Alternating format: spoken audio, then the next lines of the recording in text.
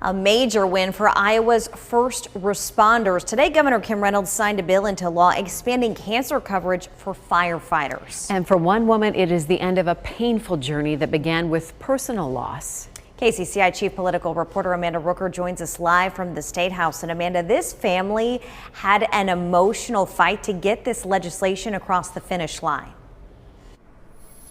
That's right, Laura, Stacy. This moment was years in the making, driven by the tireless efforts of Iowans who turned their own loss into purpose, making sure that no one else has to face the same devastating gaps in healthcare coverage.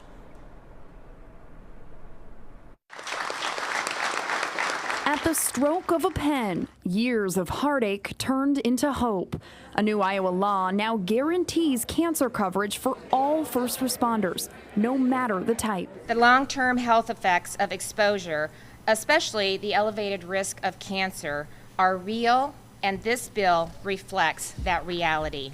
3 black and white photos sat quietly near the signing table, a silent tribute to the men who inspired the fight. Philip Mike Broderick, Brian Stokes, and Malcolm Courtner were the main reason why we fought so hard for this. Kelly Stokes carried her late husband Brian's photo through the State House for years. In March of 22, Brian was diagnosed with pancreatic cancer.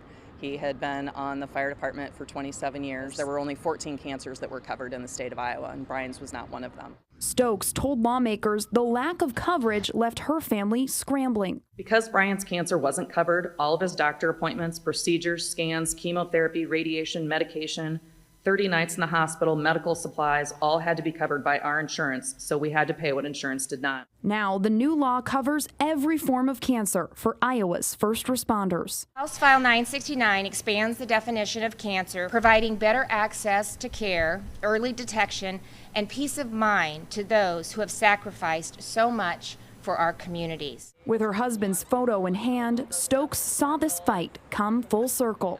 It means the world to me. I wish that he was here with me. Wish that he got to be a part of this fight. I know that he would be proud that we stayed the course and never gave up. And yeah, he'd be proud. Her mission began with loss, but she says it ends with peace of mind, especially for her son. My son is a career firefighter in Fort Dodge, and now, God forbid, if he is ever diagnosed, if any of our friends, I know that they will be covered and they won't have to worry about the things that we did.